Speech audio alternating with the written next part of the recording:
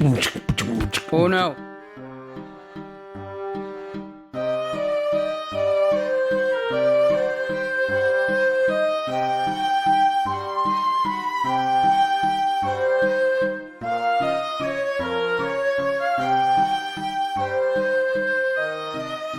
Hey, Maniacs. Hey, Maniacs. It's Midsomer Maniacs. Midsomer Maniacs is a comedy recap podcast dedicated to the ITV series Midsomer Murders. Each week we dig into an episode of the show, including the murders, the mayhem, the loonies. And everything else we love.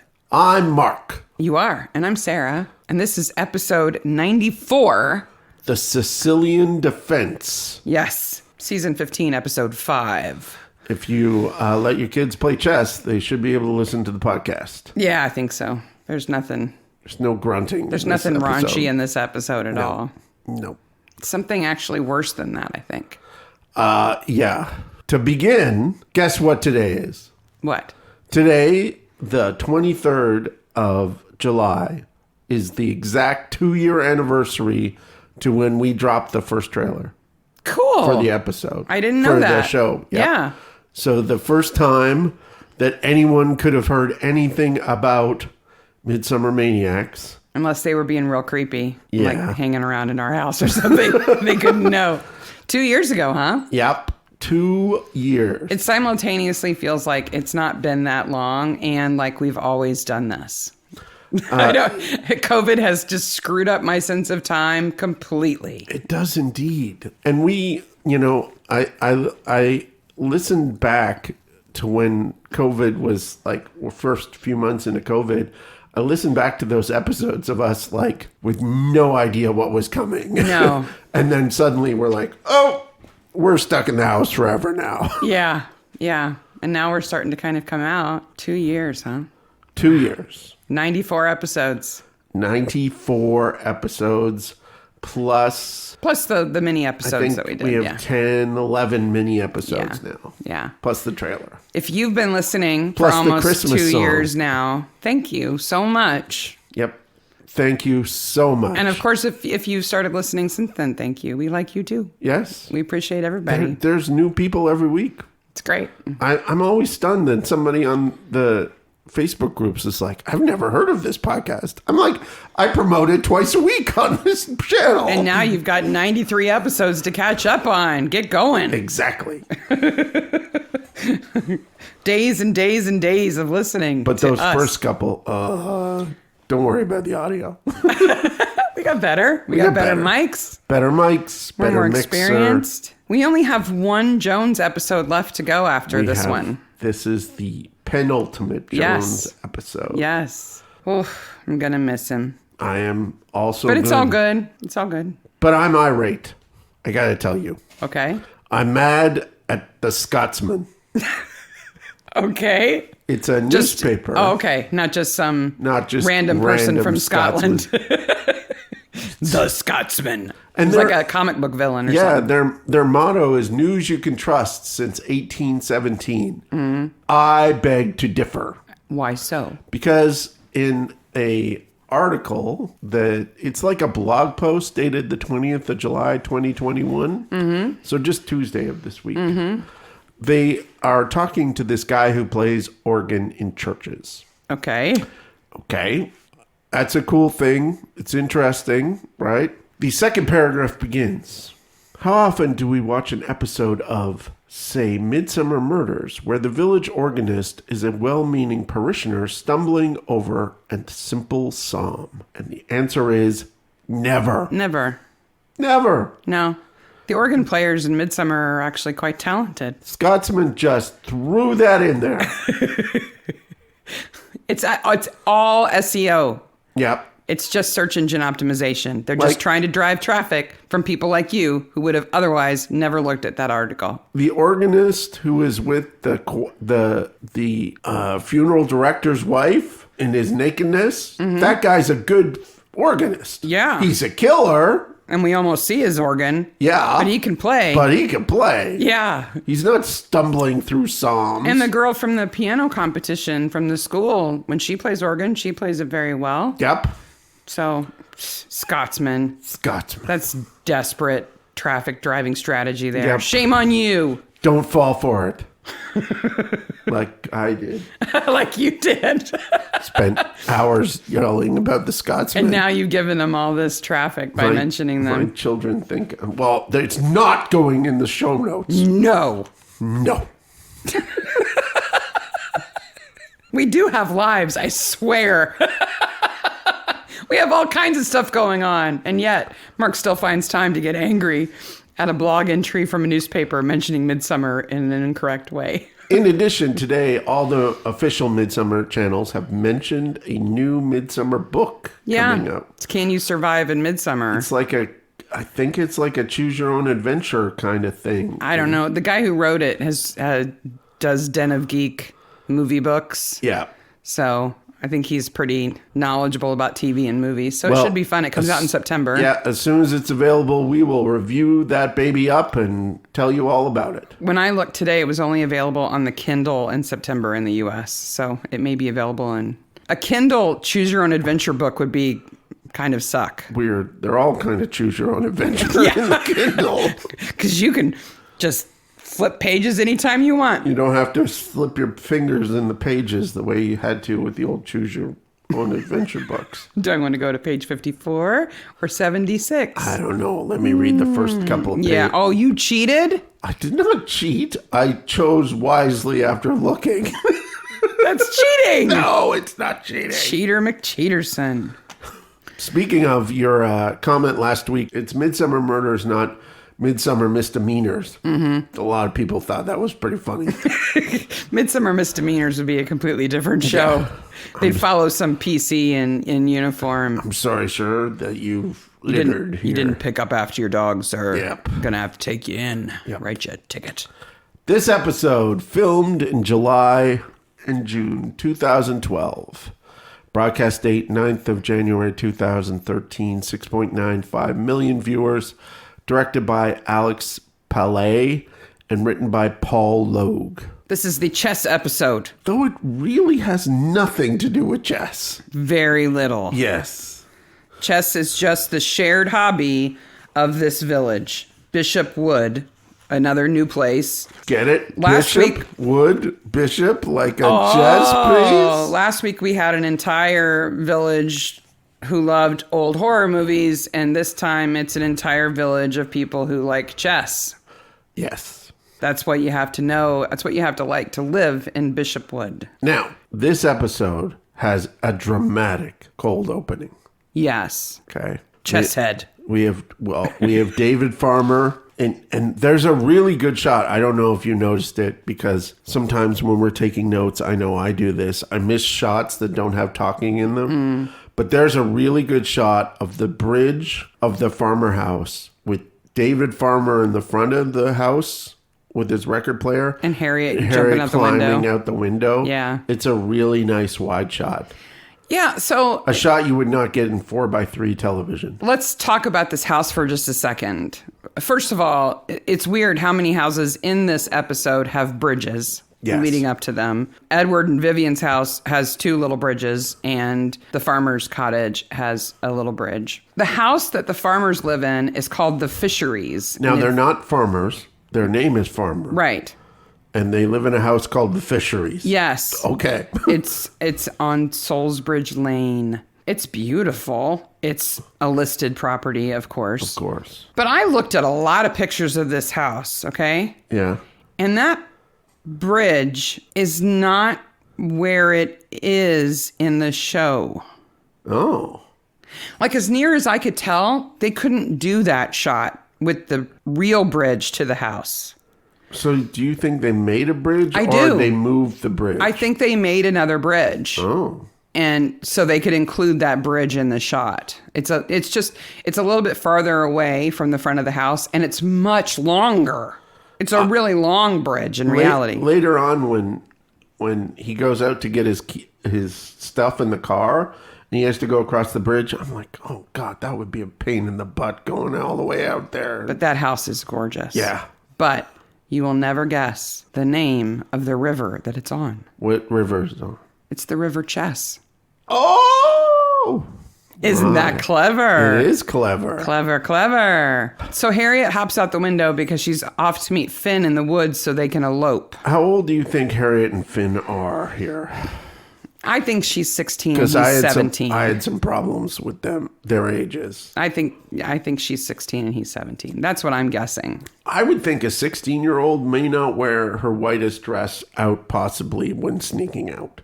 They're going to elope, so she's wearing her dress. No, I would think a 16-year-old would be like, I should wear some dark clothes if I'm going to sneak away so my dad won't see me. Oh, so you think she's younger than that because she... No, I just think they screwed up there. I think it's a Romeo and Juliet kind of thing. I think she's romantic and wants to meet him looking beautiful or whatever, but you're right. It doesn't make much sense. I wouldn't have. Suddenly, chess piece head arrives. I just realized that my notes say, Harriet slips out of the house while David plays with himself. Yeah. Plays chess with himself. Poor David. David is I'm glad he's mistreated. It's wonderful that he gets his daughter back before he's killed. Mm-hmm. But he is... sad. And he is maligned and hurt for no reason at all. Yeah. He's used. Yeah. Mistreated. Oh, the way Caroline talks about him. Ooh. Woo. We'll talk about Caroline. Yes. And then we have 1 year later. Harriet's in a coma. Mm-hmm. Did you do a research on comas? I did, because they're used as kind of a trope. Yes. Right? To take somebody out of the picture and be able to bring them back and know where they are all that time. It's really easy to do. Yeah.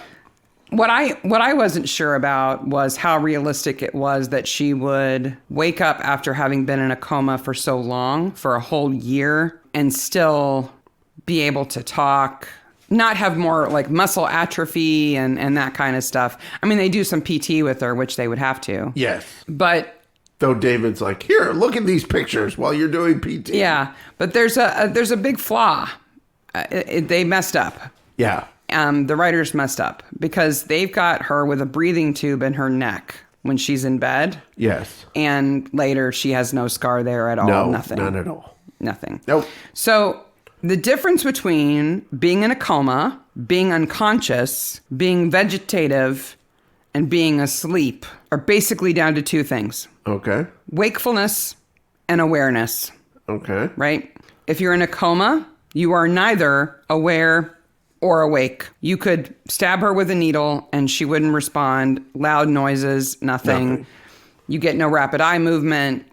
Do your pupils dilate to light? Yes, because that's autonomic. It's autonomic. So you get autonomic functions. So people in comas do typically swallow, but their muscles start to get kind of atrophied, and so they might need help breathing and swallowing because the longer you're in it, the more support you need, basically. Yeah. Vegetative means you're awake but not aware. Oh. So a vegetative person will open their eyes, look around, but they just stare. Yeah. And they don't respond to anything. Oh. But if you hold their hand, they will stand up. If you pull them into a standing position, if you guide them, they will walk. So it's kind of like more or less a zombie-like state. Sort of, yeah. I mean, they're not. They don't speak. They don't respond. No. Basically, they're kind of on autopilot. Yeah. Right? Then if you're unconscious, that is being in a coma for a very short period of time. Oh. Basically. Okay. So unconsciousness is neither aware or awake, but it's acute. Okay. Right? So you get knocked on the head, like Dr. Parr does, and you're unconscious. Somebody could stab you with a needle and you probably wouldn't respond, but you're going to come around fairly quickly. Really quickly. Because the trauma to your brain has not caused it to shut down. It's like a short-term coma. Very, very short term, right? Yes. And then there is this state called minimal consciousness, where you are awake, but only a little aware. Is this what I'm like in the morning? No, it's more like what I'm like in the morning, where I appear to be more aware than I am when you try to wake me up. Oh, okay. Like the other day when you said, it's time to get out of bed, and I said, I already did that, and then fell back asleep. Yes. So we're led to believe that she is in a coma, though then Dr. Parr says she's been vegetative. That's not accurate, right? No. She has been in a coma. Well, I'm going to question Dr. Parr's medical abilities. I'm not trusting she anything doesn't even wear a white coat. No. I'm not trusting anything she says. But things like loss of memory and there are lots of physical side effects to being in a coma, even only for like a week. I did some research on comas, but I looked at the longest comas. Mm-hmm. Did you look into this? I did. Do you know about Elaine Esposito? Yes. This is a horrific story. Yes. She was 6 years old. Yep. Went in for an appendectomy. She didn't. In 1941. She didn't respond middle well. Of World War II. Yeah, she didn't respond well to the anesthetic, and so she never woke up. For 37 years. But then she died. Yeah, but she died while in the coma. Yeah, she never woke up. She never woke up. Right? No. So I'm not, I mean, that story is true. That is the longest somebody's been in a coma, but I'm interested in the ones where people actually wake up. So am I. Like, there are two men who were in comas for 19 years and Terry woke up. Wallace was one of them. Yeah. Now, he was the one who was in the car accident and was paralyzed. So when he woke up, he still couldn't move around. Poor guy, to wake up after all that time. But from what I could read, most people who wake up from comas have no sense of passing time. They don't know how long they've been out. No. They just lose the time. Yes. Like, I know this is probably not a scientific relatable incident, but like the character in American Werewolf in London. He has no idea how long he's been in a coma. Right. How much time has passed, what's going on. Yeah. Yeah. So when Harriet wakes up, it's realistic that she would need to think a little bit about who her dad is before she recognized him, and things would come back to her. What I read was it's typically kind of like being foggy, as if you've been very deeply asleep. Speaking of sleep. But then you have all the physical effects of your body being still for that long and what that does to you. Now, I love me some Washington Irving. And we talked about Washington Irving a tiny little bit. The Headless Horseman. Headless Horseman episode. So Washington Irving is famous for two things. One, Headless Horseman. And what's the second thing? The guy who fell asleep. Rip Van Winkle. Rip Van Winkle, thank you. All right, so... He wasn't in a coma. No, it says that he had some alcohol and he fell into a deep sleep. How long do you think Rip Van Winkle was out? Didn't he sleep for like 100 years? 20. That's it. That's all? It's before the revolution and after the revolution. So what happened while Harriet was asleep? Like, what would have been new to her when she woke up? Nothing. Nothing. Yeah. Nothing. Like, oh, my dad still plays a lot of chess. Finn's gone. Okay. Finn's gone. That's about it. That's pretty much it. Hey, Sarah, do you remember our racist hats? You're talking to Sarah Barnaby.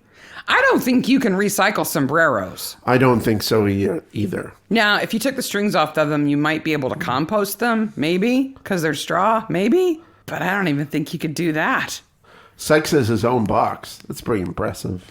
Okay, well. We see how Sykes is actually spelled. If we gathered all of Fanny's toys together, it would be more than one box. We already have a box for her. It'd be more than one box full. It's like a laundry basket of toys. And he says they got it in Porto Vallarta. Vallarta. He says it like an American would say it. We went to Porto Vallarta. Porto Vallarta. I'm just surprised that their attic is full of junk already. They've only lived there for a couple of years. What are they doing getting stuff out of there? Like, we didn't even have that much junk in our attic, and we lived here 10 years, 11 years. But it is the first reference that we know of Barnaby's being in North America. Yeah, that's true.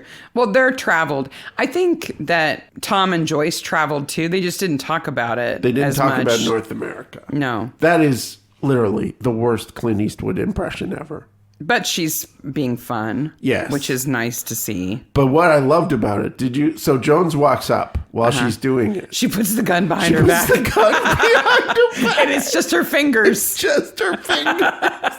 It's so, that little bit of acting was so good. It's clever. Yeah. I like seeing them getting along and being funny together and not just being like just a good team. Like, they're a good team. They cooperate and they manage things well, obviously, but I like seeing them. But I also like that fun. She gets frustrated with his shit in this episode, too. Yeah, kinda.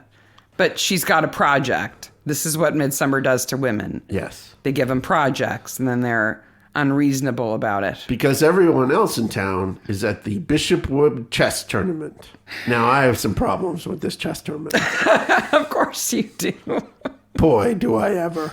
First of all, there are 64 entrants in this chess tournament, okay? Based on the single elimination bracket they show. Yeah, but then they say it's only round 1. Yeah, that's a lie. That's wrong. How can you have multiple rounds if it's single elimination brackets? Double checked. It's a single elimination bracket.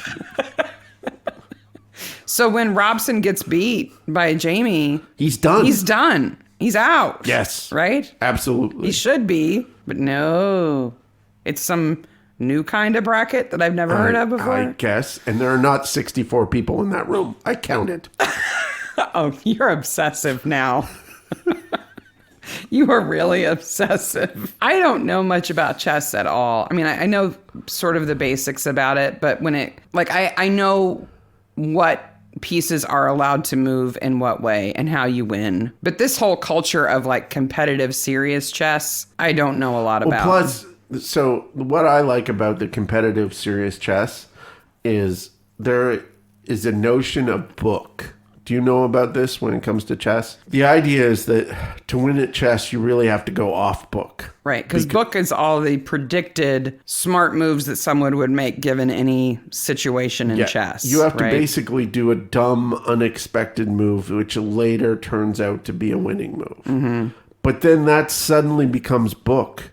Yeah, as soon as somebody does it. As soon as someone does it, because you're in a finite combination of moves. Now, that number of moves feels infinite, right? Well, there's a name for that. It's called the Shannon number, and it's 10 to the power of 80. That's how many possible moves there are. And that's more than, like, grains of sand in the universe. That's more than molecules in the universe. Yeah. But if you take out all the illegal moves, impossible moves, it's only 10 to the 40th. Yeah, because so a lot of moves with are 40 like, zeros behind it. I move here, and then I move back, and I move here. No, it's like moving a pawn from the back row. Like, well, but that's not where it starts, so that's not a possible move. Okay. You couldn't move that because it would never be there to move at the beginning of the game. It's impossible to do that. Yeah. So not if you only count sensible moves, that's the Alice number, ALLIS, and that is 10 to the 40th. Okay. Which is still a 1 with 40 zeros behind it. Yes. Still a lot. So if it's all in the book, that's a lot of book. Yeah. That's a big book. Do you know who the youngest, how old the youngest Grandmaster is? No. 12. 12? That's impressive. It's a kid from New Jersey. It's always perceived that people who are good at chess are smart. They're smart at chess. Yes. They may not be able to tie their shoes, and there's no evidence of other smarts, but they can think in ways I know I can't. Yes. At least about chess. It's certainly spatial and strategic. You're seeing moves ahead while you're playing. Christie uses it in The Big Four, which is a Poirot story. I'm not sure if it's a novel or a story. But it's an electrified board. Chessboard. Yeah. Yeah. Kaboom. It's a good story with a weird name, kind of a lame name. The Big Four. But they kind of make fun of it in the story. Yeah, they do. So we're having this Bishopwood chess tournament with all these competitors. They've got their clocks. Yep. Right? So as soon as you press the button, the timer ends for you and starts for your competitor. Yes. And you have in a standard game, you have 90 minutes. Those are relatively new, you know that? They're like a 19th century thing. Before it was hourglasses. So you have 90 minutes to complete your first 40 moves. So your clock counts up whenever it's your turn, and as soon as you press the button, your clock stops. Yes. And your clock can go up to 90 minutes, right? And then there are rules for after that. But then now they've got these new forms. They've got rapid chess, which is anywhere from 10 to 60 minutes per player. I love seeing those guys because they're like... Oh, no. blitz chess, in which case both players have a maximum of 5 to 10 minutes. And this is for the whole game, people. This isn't per move. No. This is the whole game. All of your moves added together can be no more than 10 minutes. Wow. And then there's bullet chess. Bullet chess. 1 to 2 minutes. Oh my gosh. It must be like just whizzing around. They must knock pieces over on accident trying to move that fast. They gotta. What they do is they keep one hand hovering over the clock. Yeah. So as soon as they move, they hit the button. Boom, boom, boom. So they sit with their arms crossed like that, and they hit the button. It's like a drummer hitting the hi-hat. Yeah, exactly. But they're playing the tournament at the King's Gambit Hotel. So again, the whole village is themed by chess. Do you want to shake Olivia? Right away. She's Jamie's mom. Jamie is participating in the tournament. Yep. And Olivia is like hovering over his shoulder. Grandmaster or nothing. And then you find out that she slept with young Sherlock Holmes and you dislike her even more. Did you think that the actress who plays Olivia and the actor who played Jamie look a lot alike? A little bit, yeah. I think they do. They did a good job finding an actor who looked like he could be her son. That kid is a good actor in not only the scene where he gets scared by the boogie lady and the scene with him and Barnaby he acts way beyond his age. Yeah, he's been in a lot of other things. His name is John Bell. He's been in a ton of stuff since. So Now, hold on. I have a question. Okay. What is their last name? Carr. And what is the doctor's last name? Parr. Rule 1 of writing screenplays. Do not create characters that have confusing names unless you're going to play around with that. Like, Midsommar's usually pretty good about that. Yeah, it's too close. The Parr, Carr. Nah. It's too close. It didn't confuse me, but I understand what you mean. It just annoyed me, but everything about Dr. Parr does annoy me, so... So we've got the chess tournament going on. Yes. Harriet wakes up. They come and get David and say she's woken up. Now, nothing on Earth. A meteorite hitting Midsomer. Nothing is going to stop this chess tournament. Oh, no. No. The guy running it dies, and they still have the chess tournament. That's how it is in Midsomer. The show must go on, whatever the show is. Definitely could not cancel this chess tournament. Oh my gosh. Well, they probably couldn't, because these tournaments are brackets that ladder up to other tournaments in other places. And if they were to cancel it, they would have to reschedule it quickly. The guy running it is killed. I know. But, these people are trying to compete to move on to other tournaments. Young Sherlock Holmes goes home. Edward Stannington. Yes. Why is his name Stannington? Ness. It's just Stannington. It's just a collection of suffixes. Because he's a Stannington of Bishopwood. He's so annoying. Absolutely. He is cravat wearing annoying. He's so annoying that he gets murdered and people get to celebrate. Yes. And they're not seen as being evil. He's that bad. So did you forget, or because we've seen this episode before a million times, were you like, what is his relationship to Vivian? No, I remember. I knew right away. I think the first time I saw it, I thought she was his mom and he treated her like that. And then you realize it's his aunt. They're not in a relationship. And then I was like a brother and sister. And then I was like, no. Well, that never stopped anybody in Midsomer before anyway. So aunt and nephew. Okay, aunt and nephew. Okay, I get that. So clearly his parents left him the house and said, but you have to allow Vivian to live there as long as she lives. Yes. And she has to take her shoes off, but you don't. Yes.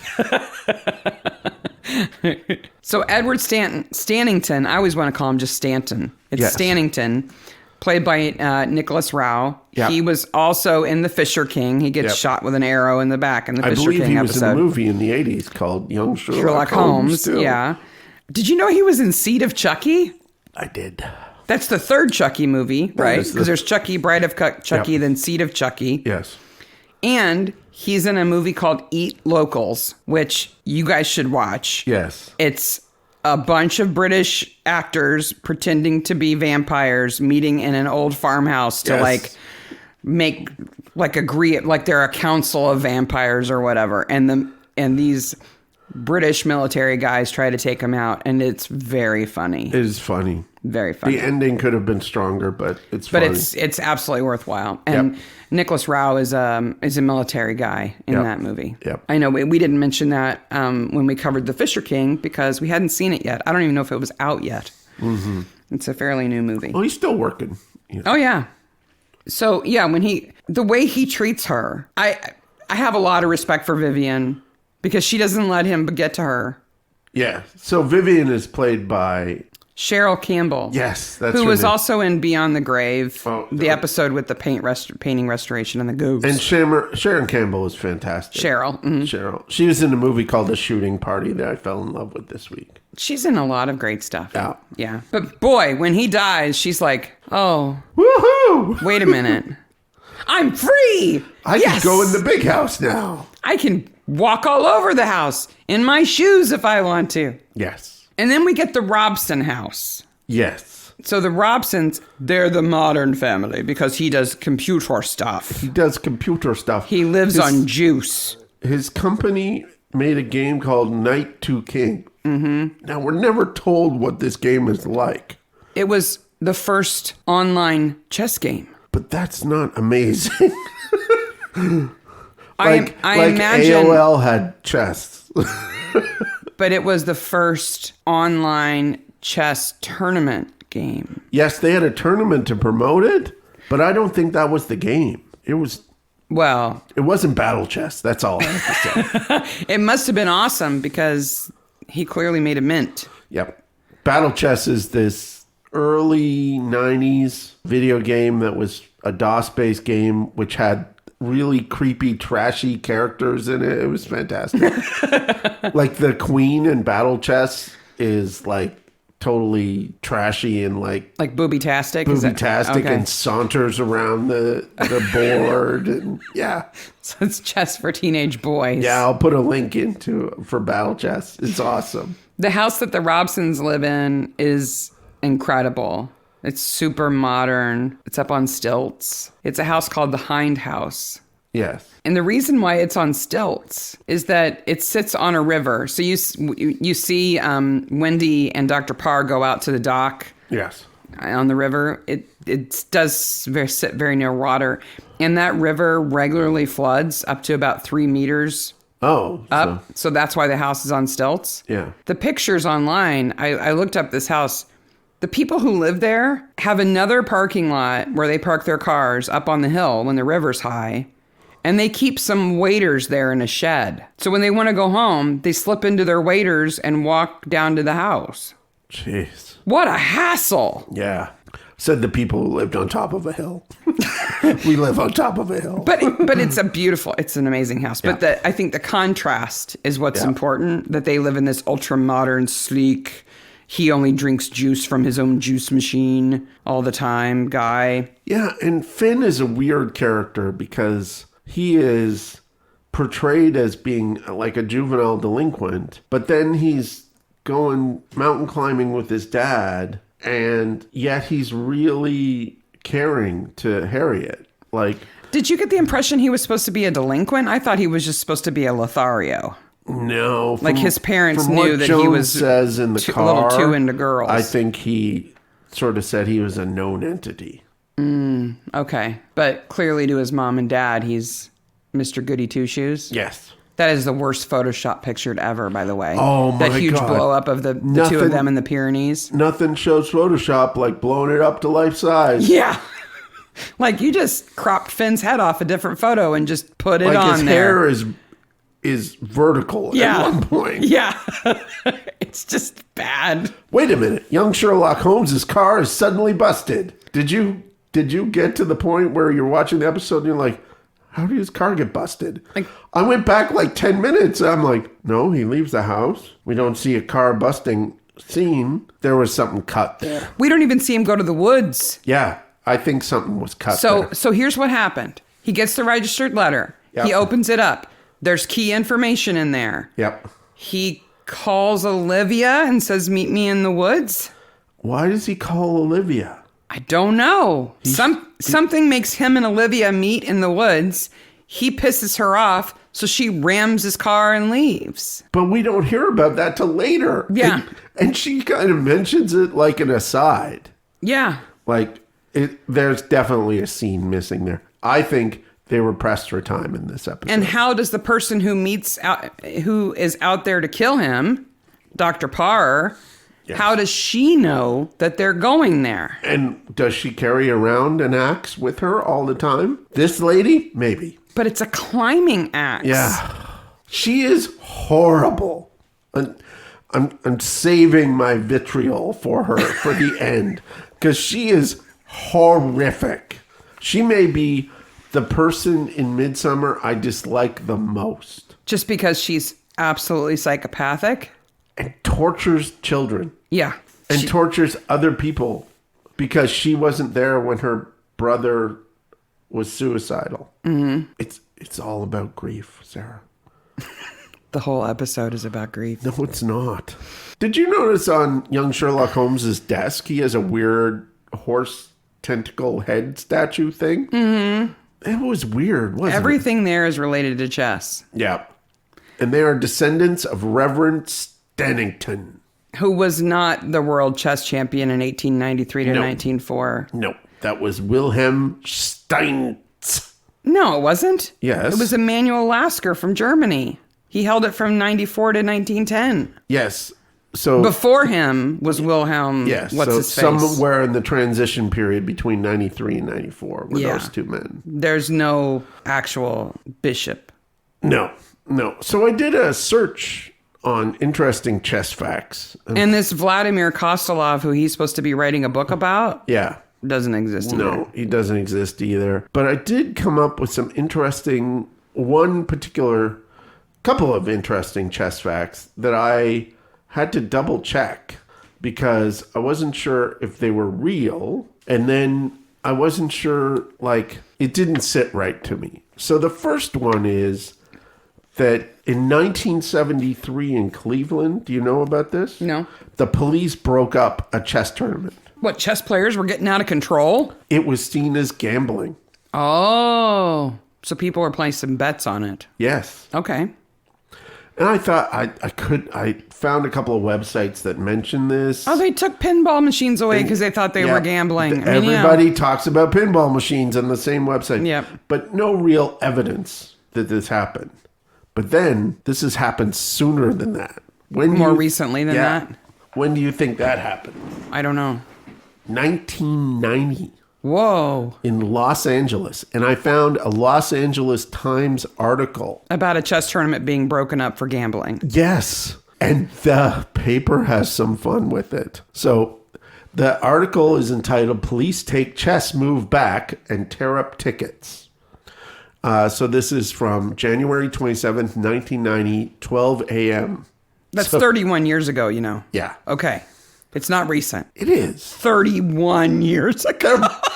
They're busting people up for chess. I know. You'd think it would be like in the 1950s or something. Yeah. Hey, you rascals, stop playing chess. So this is the fun they have with this article. Are you ready? I'm just going to read the first couple of paragraphs. It's fun. It was Checkmate Friday in the match between the chess players and the police in a mid-Wilshire area. Los Angeles Police Department vice officers who raided a nightly chess tournament that draws dozens of players at Dad's Donuts were ordered to retrieve and tear up gambling citations issued earlier this week in an undercover operation. 3 men cited for gambling Tuesday night after officers infiltrated a match and found $1.50 on the table next to a row of white and black knights and queens. $1.50? Angry chess enthusiasts were quick to complain that they had been made pawns by the officers. Oh my God. They said that chess was a game of skill, not chance. It goes on from there. So they're not denying that they were placing money on the matches, but just that since it was skill, it's not gambling. Yes. Wow. That must have been a slow news week. Wow. We are not pawns. Oh. Wow. So then the second interesting thing I learned about chess was that the second book ever printed in English was about chess. And I was like, that's not true. But it is. But it is. The second ever printed book in English, like Gutenberg's printing press, Yep. was about chess. Yes. The first one must have been a Bible. Yes, the first one is a Bible. And the second one is a chess book. Yes. It's by a guy named William Caxton, and he did it in Bruges in 1474. He must have had a lot of money. Yeah. Caxton's translation of the French The Game and Play of Chess, which was treated as an allegory of life, was published in 1476. That's incredible. Yeah. That's one of those pub facts that you could win some money with. Yeah. The second ever printed book in English was a book about chess. Yeah. Translated from French. Olivia mentions that Jamie's ELO rating Yes. needs to go up. Yes, what is that? So I thought it was an acronym, ELO. ELO. It's That's not. Electric Light Orchestra. No, it's not Electric Light Orchestra. Okay. It's named after a guy named Arpad Elo, Okay. who developed a rating system to measure the relative strength of a player in games like chess compared to other players. He was a chess master himself, but the ELO rating can be used for other things. It's sort of what developed into handicaps in golf and things like that. Okay. So that people can be matched up accordingly based on their skills and not just their win record. It's more complex than that. Well, it's the heavy metal music he listens to while he studies chess by himself that makes him have a better ELO record. The Dan Cunningham album? That's later. Oh, okay. So Farmer invites Caroline Potts for dinner. Yes. Let's talk about the Potts. Let's talk about Arthur and Caroline. Okay. Is Arthur easily 20 years older than Caroline? Yes. Okay. Yes. Okay. And he says he owned the hotel. She came in as like a summer employee. Yeah. And he thought she was so competent and she was so on it that they would make a good team. And then I think he kind of romanced her or whatever. Okay. So, yeah, I think there's a big age difference there. Okay. She's horrible. She is. And he's not a lot better. She is horrible and insane, but she's not the most horrible and insane person in this episode. Because at least she does Meals on Wheels. She does. She wants to help people. I think she's a fanatic. Yeah. I think that's her problem. I think it's only subtly talked about, but she needs to be more gaudy. And she needs to, like, a good way of doing it would be, Finn came along and we had sex and I feel really bad about it. So I'm going to help people. I'm going to do these things. I'm going to do these other... That's sort of making up for it in other parts of your life. No, God gave her a teenage boyfriend. Yeah, I didn't like that part.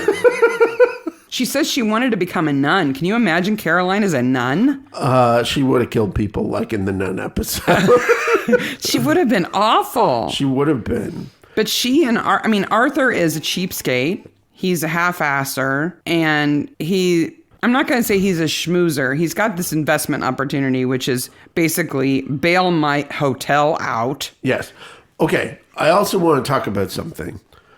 We need to move to Midsomer.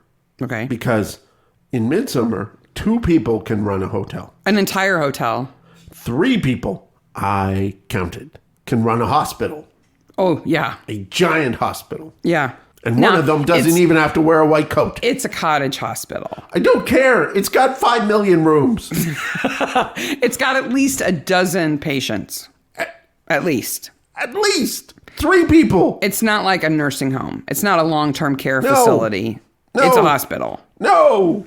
Well, and if you have one more employee in Midsomer, you can run a hotel with a full bar and restaurant. Because remember, in the village where there's the miniature village... Yes. He and his wife and their gothy daughter run a whole hotel, restaurant, and bar. How do these people get away with it? I don't know. They're very efficient.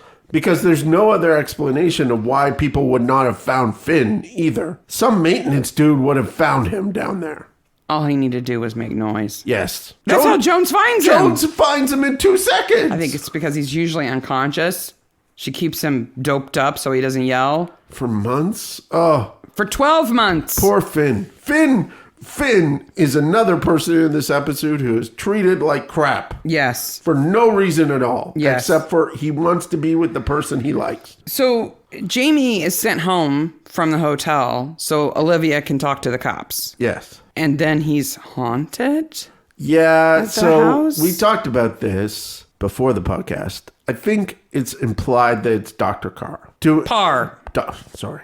I think it's implied that this... It's the doctor. It's the doctor. And now, could this moment be happening in reality? I think Jamie has suffered immense trauma. The love of his life, he sees meeting Chess-Piece Face in the woods. Mm-hmm. He attacks Chess-Piece Face. And he thinks he killed him. He thinks he's killed him. The person he goes to help, which he says later on, these are the people you're supposed to go to for help, smashes the woman he loves and says, if you do anything about this to anybody, I'll kill her. I'm surprised Parr didn't kill him. If he had opened his mouth at any point, she is undone. I think at some point the writer had to say, no, she can't kill a child. She's got no problem with locking one up for a year. It's just...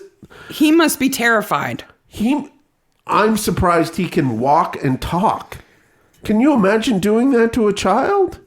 So we're supposed to believe that sometime over the last year, Dr. Parr has been looking for opportunities that Jamie is alone and like running around his house screaming and like rattling doorknobs and stuff to scare him. That is not Scooby-Doo stuff. That is... horrific. Yeah. That's stalking. It's threatening. So that now, even if she's not really there, he imagines that she's doing it. Yeah. So she must have done it quite a bit. You'd think she's busy, like, keeping one kid in a coma, keeping another kid unconscious, seeing other patients, pretending to be a doctor, that she wouldn't have time to, like, run off, rattle some doorknobs, come back. She has a friend, too, that she goes sees. Yeah, that's right. Because she's still friends with Wendy, she's just her drug dealer, basically. Wendy says, I need a little bit of help. She just pulls a bottle of pills out of her purse. She is slowly killing Wendy. She hates everybody. I think she does hate Wendy because she blames Wendy for her brother. Yeah. She blames everybody for her brother. Oh, she's just horrible. Horrible, horrible. Is that the worst anniversary dinner ever? Oh. At the Oaks. I felt so, and I know, and I've seen this episode so many times, and still, every time I watch that scene, I am uncomfortable. Because she's so mean, and she's loud, and other people are looking at them. And he is trying to do something nice. She loses it. She just leaves. I don't know what I would do if I were him and I was just sitting there alone.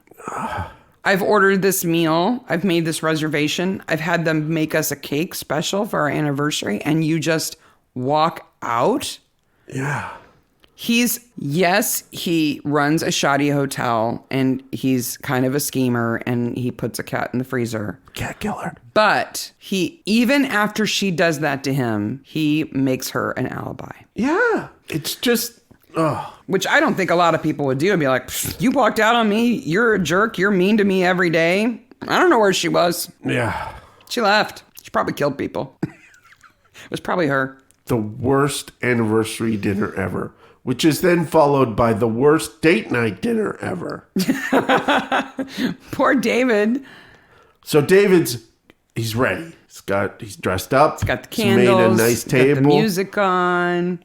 Doesn't have that pesky daughter. There's no mention of her mother or his wife. No, I assume that she died when she was very young or something. He's got his Chris Cunningham album, which is entitled Shades of a Mellow Heart. Of the Mellow Heart. Whatever that is. Jones turns it over when they do the scene, the crime stuff. There are a number of songs on the back. The only one that you can see is on side one, which is If I Had You. And the capitalization is weird. It's not a real album. No. There are many musicians named Chris Cunningham. None of them make this kind of music. Yes, including one, the Aphex Twins, which is a electronic music outfit from the 90s. Yeah. It's very much like machine dance music. I don't think that's what they were listening to. No. Then Mr. Barton dies. Yeah. Caroline's nice. She does the Meals on Wheels, but the schlock that she puts on those trays, it looks worse than cafeteria food. I don't know what it is. And poor Mr. Barton is shoving it down his gob hole. Oh, barely. He's sad about it. He's like, I guess I gotta eat this or I'm gonna die. And then it's so bad he has a heart attack, apparently. At least Caroline changes her clothes.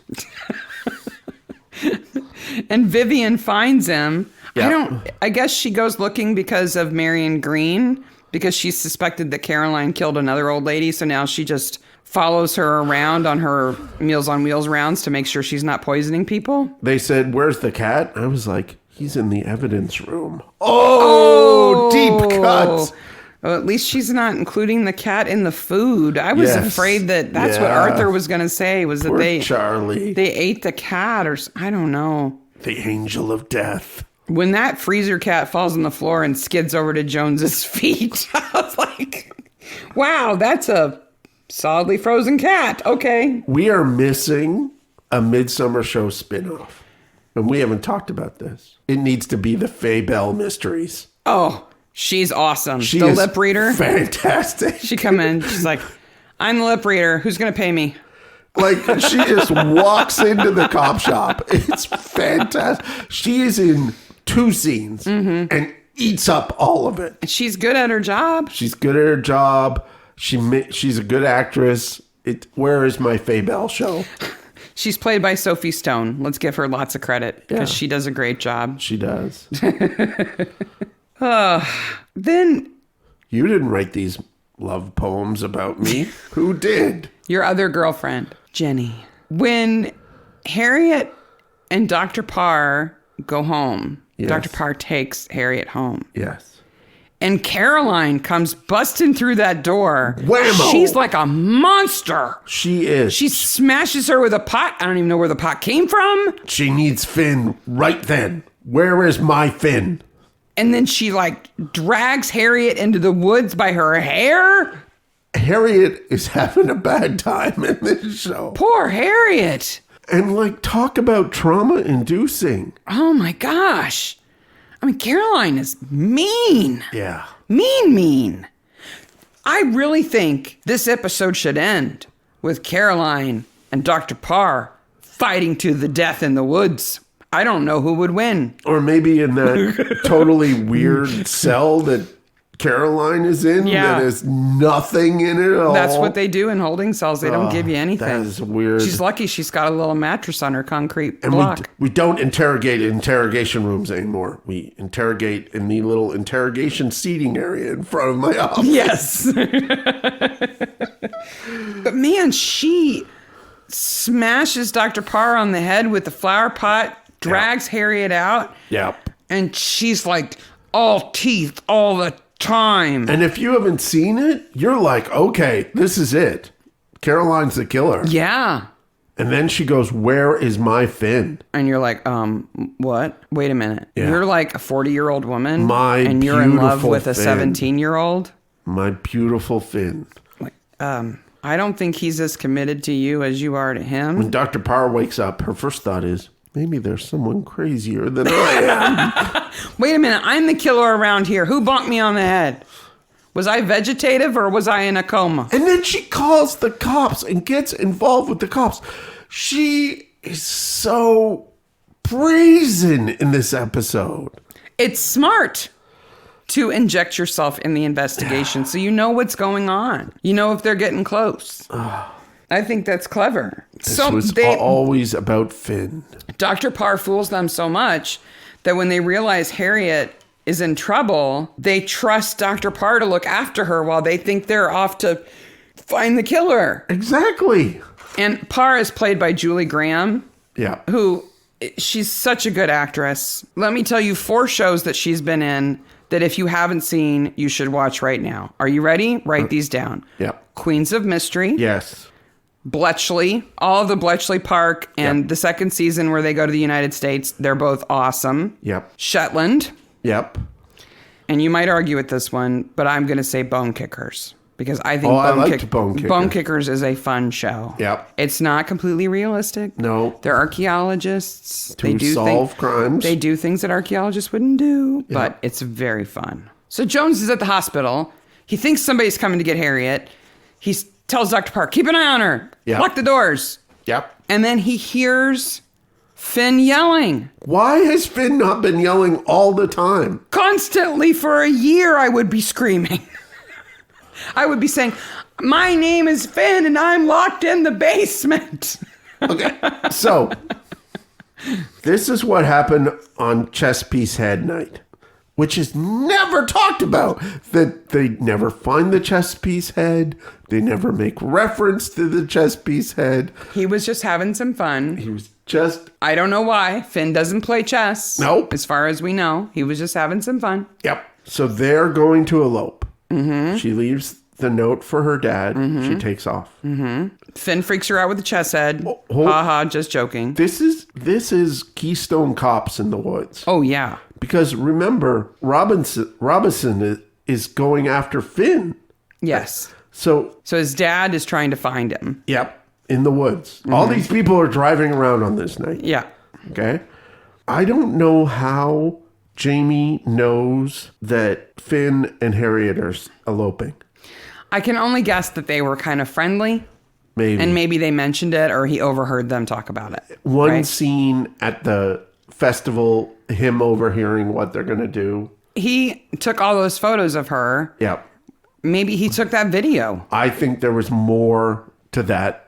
Again, I think things got cut here. So Finn comes out in the chest head, scares Harriet, and then, haha, just kidding. Oh, so nice to see you. Kiss, kiss. Whack, whack. Jamie hits him on the head, right? Thinks he's killed him. Okay, so at this point, before Jamie has suffered immense trauma, he is homicidal. Yeah. He's not trying to kill him. No. He just thinks if he knocks him unconscious, Harriet will love him instead. Man, I don't stupid. Know. So now Harriet's crying over Finn, and Jamie goes, oh my God, what have I done? I'll go get help. Which is a natural, real reaction. That's the right thing to do. Yep. Runs off, stops a car. At the exact same moment, Dr. Carr. Parr. The doctor. The doctor. Because she's the only one. So it's just, she runs the whole hospital. Yes. Happens to be driving by in the foggy, dark night. Yes. And he says, oh, okay, this opportunity is this. Yes. So this is my big chance. Whammo, she hits Harriet. Yes. Okay. Then she turns around and looks at Jamie and says, if you tell anybody, I'll kill Harriet. Yes. Okay. Then she picks up Finn and puts him in her car. Mm-hmm. Drives to the hospital and puts him in the basement. Mm-hmm. Why would she keep him at the hospital and not her house? She spends a lot of time there. We don't see her house. Maybe she lives at the hospital. I don't know. The hospital is the worst. Don't take him to a public place. Where can I hide this person? In a public place. Yes. Well, and I don't care if you're a brain surgeon, a neurosurgeon, whatever, a brain absolute expert. Nobody can hit somebody and say, this won't kill them, but it will put them in a coma for quite a while. Whack. She could have easily killed Harriet. And Harriet would have said, oh, no, it's the doctor. Or just knocked her unconscious and she woke up and said, yeah, the doctor hit me and took Finn. She risked so much.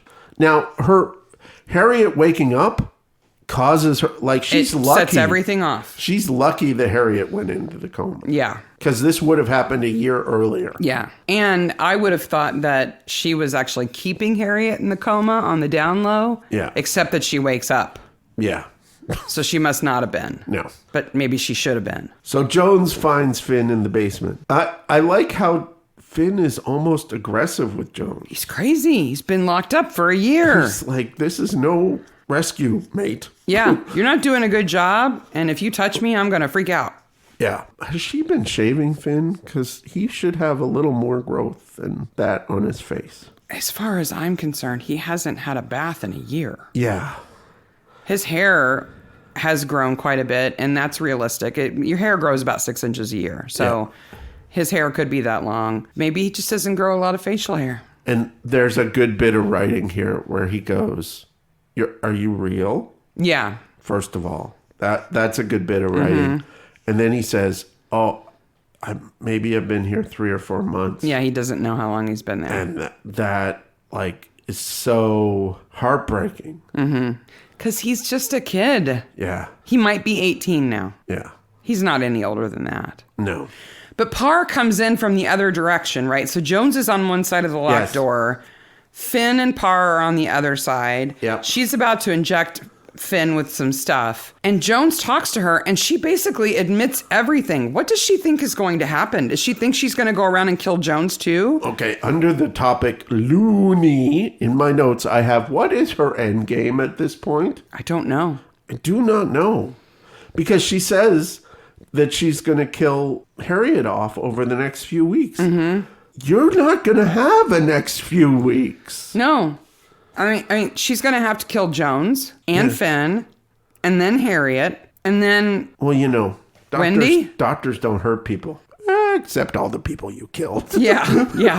And then we've got John, who, you know, he's got a degree in psychology from Durham University, don't forget. Yes, he does. So he can work his mojo on her. Yep. And she is obviously very unbalanced.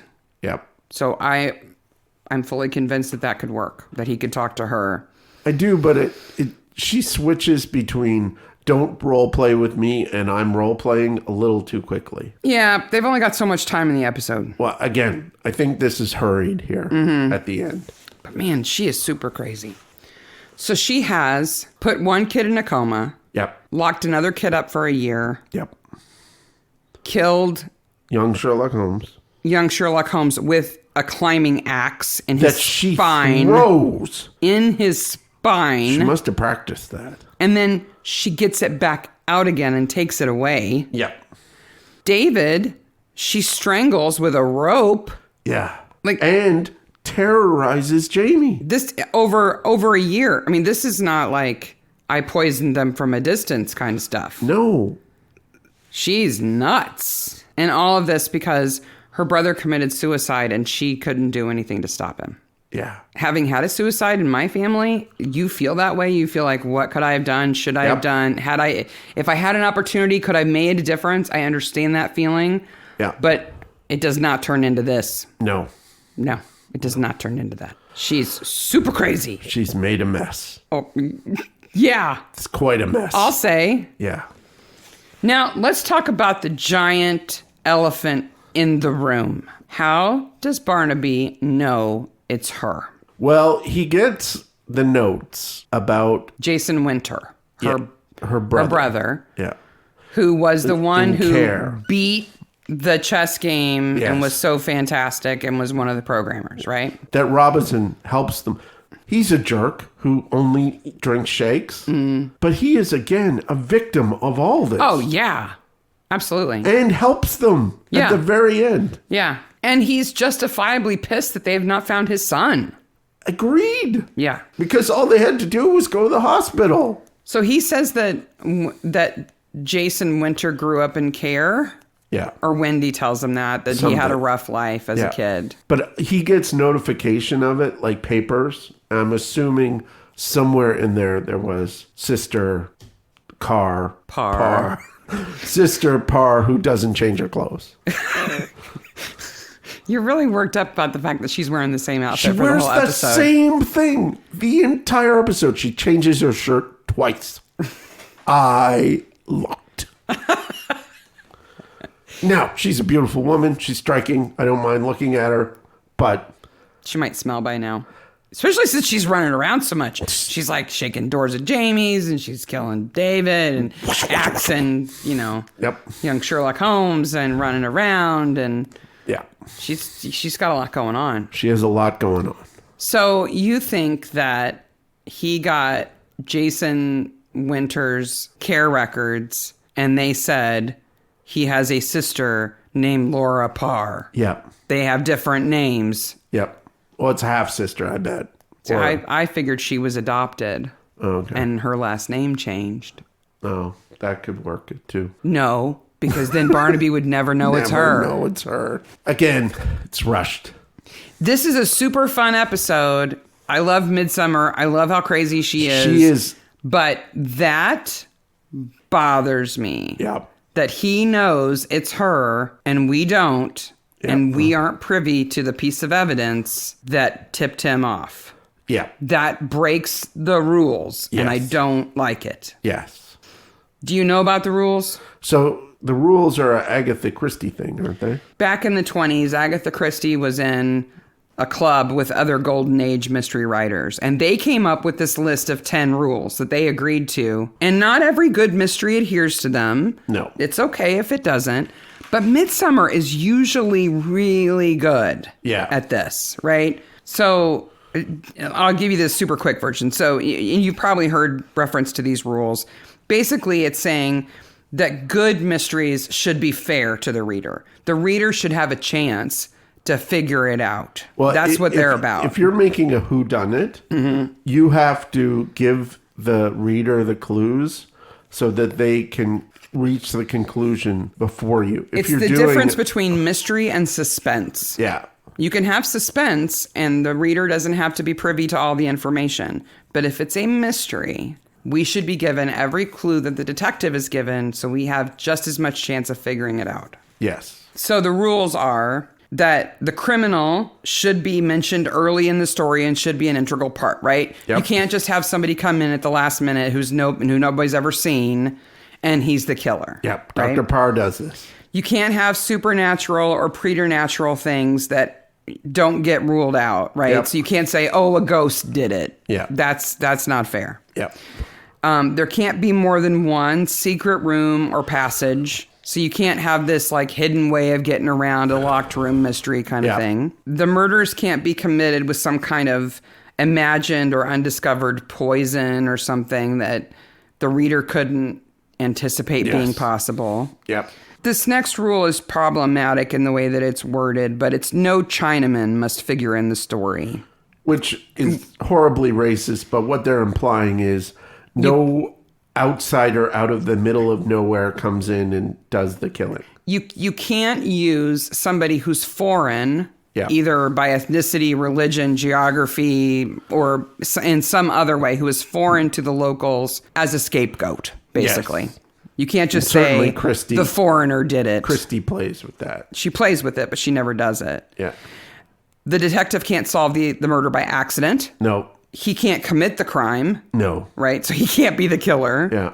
Though I've read things where that happens and it's interesting, but it breaks the rules. They have to declare any clues they discover. Which is where we run into problems. That's the problem with this episode. Yeah. Their sidekick can't conceal anything they've figured out, and they should be just a little bit slower on the pickup than the reader, right? Yeah.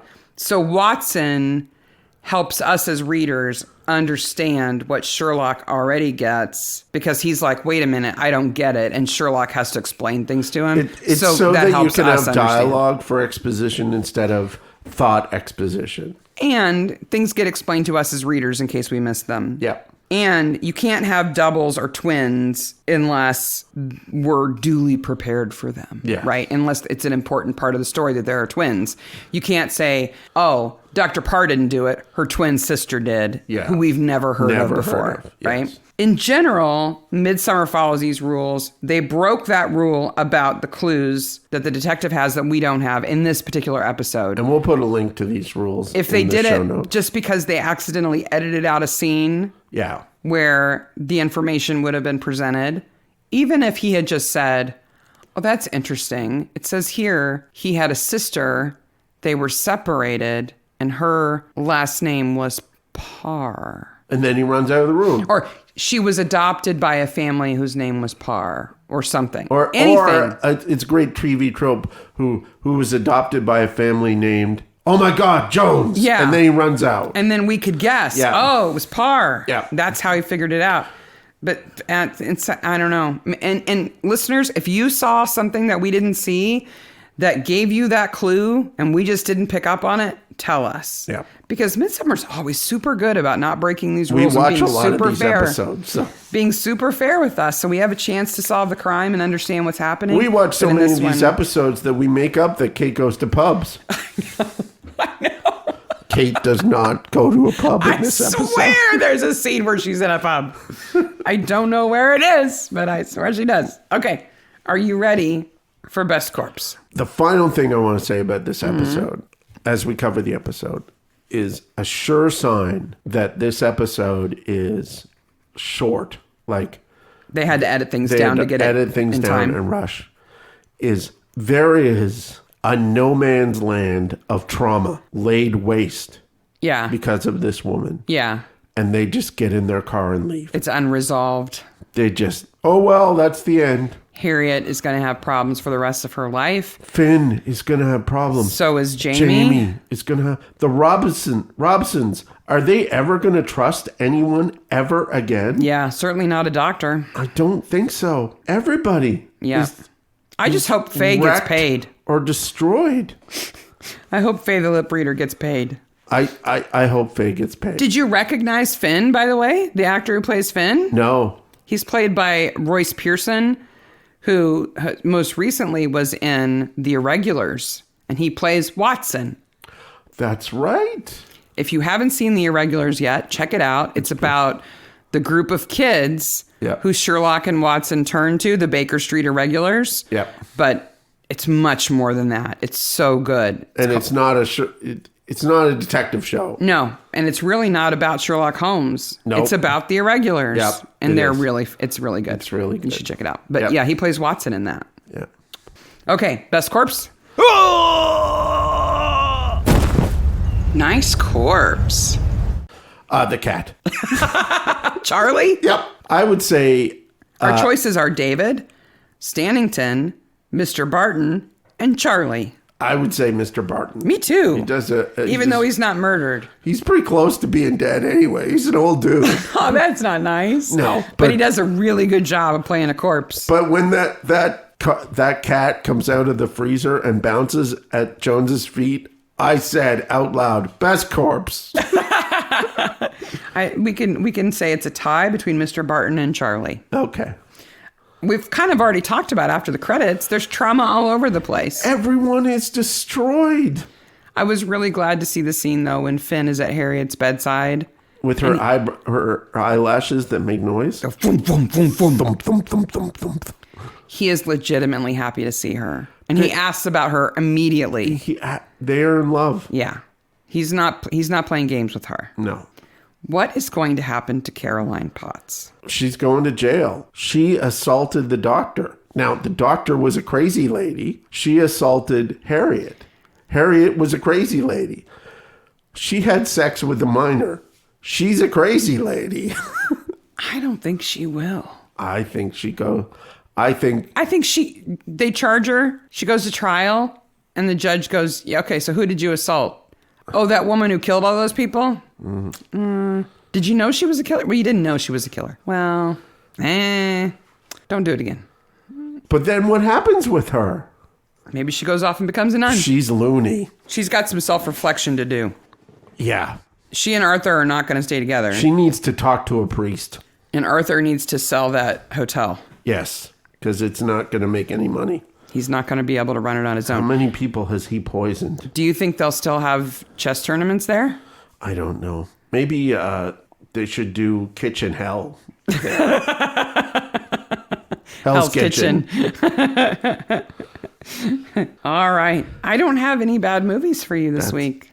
All these actors have made good choices about what films they're going to be in. But we missed a reference to Hammer films last week. We did. Harriet Walker is Christopher Lee's great niece. Yes. So we missed that. So she may have grown up around Hammer. I'm sure she did. Hammer films. Yeah. So Harriet Walker is the actress who played Diana. Yes. So Harriet Walker is the actress who played Diana Davenport, the big movie star in Death and the Divas. And she's Christopher Lee's who was in a ton of Hammer. Niece or his great niece. Yeah. And he was in a ton of Hammer films. He's known for being in Hammer films. Yeah. So we missed that reference. And thank you to the listener who notified us, reminded us of that. I think we may have mentioned it in Orcus Fatalis when she was in that one. Yeah. But it was so much more relevant in this one, and we didn't mention it. So thanks for reminding us of that. Absolutely. All right. Our next episode is Jones's final episode, and that is... Episode 6 of Season 15, Schooled in Murder. The Killer Cheese episode. Killer cheese! Killer cheese! Everybody talks about the killer cheese. People who don't know a lot about Midsomer go, gosh, they even killed somebody with a wheel of cheese. I'm like, blue cheese.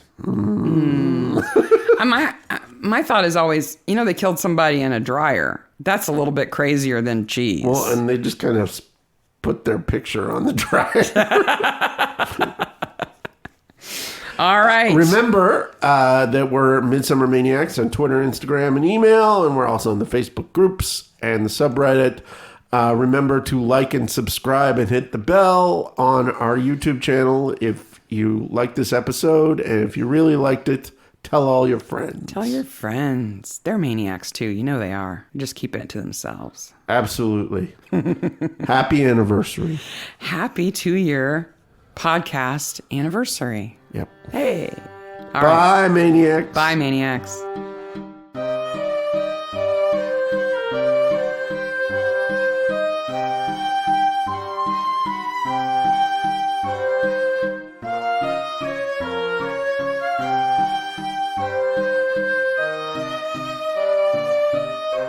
Each week we dig into the...